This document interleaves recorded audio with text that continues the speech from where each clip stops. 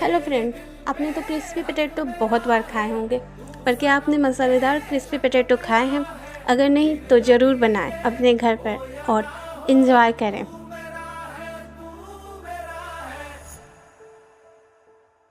जो बाहर से जो तू क्रंची और अंदर से आग सॉफ्ट है, लगता है। हाँ तो फिर मुझे जलने का शौक है, जलने का शौक है।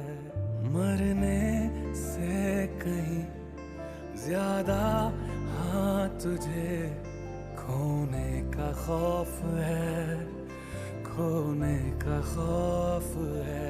तू चाहिए मुझे, चाहे कहे इसे अगर तेरा हमारा जुनून वीडियो आप सबको यूं पसंद आए तो तू कृपया चैनल को जिद लाइक और तेरी सब्सक्राइब ज़रूर करें। Thank you for watching.